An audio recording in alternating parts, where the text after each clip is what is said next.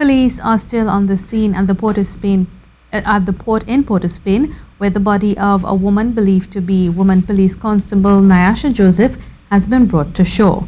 These are photos making the rounds on social media of the body of the woman being removed from the water in the Gulf of Paria. Assistant Commissioner of Police Wayne Dick said the body is believed to be that of the missing WPC. It has since been removed and taken to the Forensic Science Center. The discovery was made sometime after noon today by fishermen who said the body got trapped in their net. They contacted the Coast Guard, who escorted them to the shore. ACP Dick said the body was not bound but was in a state of decomposition. A number of senior police officers were on the scene and are said to be in a briefing at this time.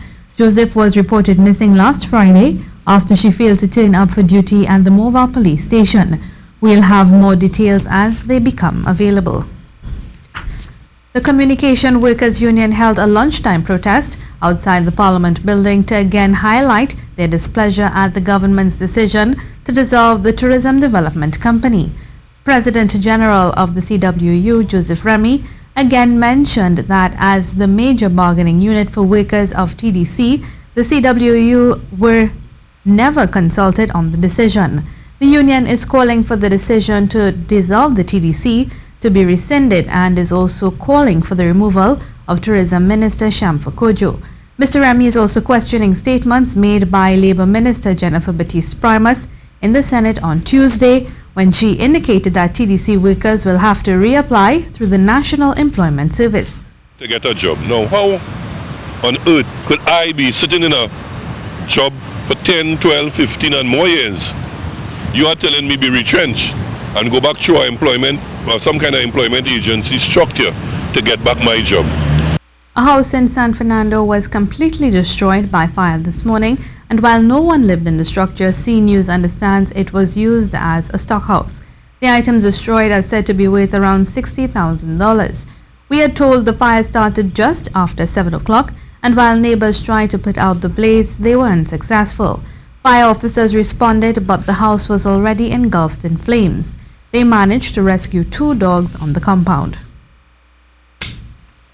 In a look at some sport news now, already the oldest man to win a medal at the World Championships of Track and Field, now Kim Collins wants another one at age 41, but he insists that this year's Worlds will be his last.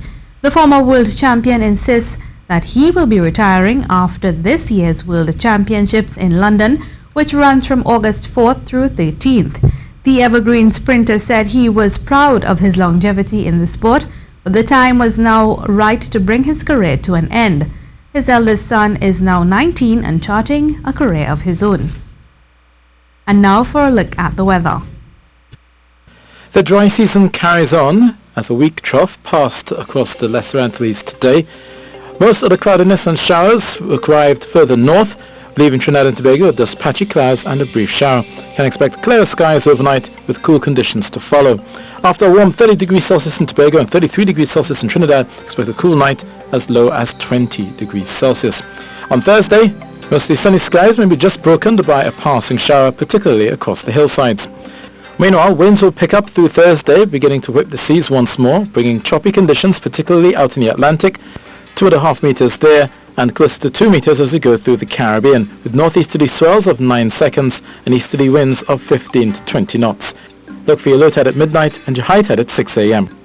That is the latest weather, and I am Meteorologist Dean Wallace.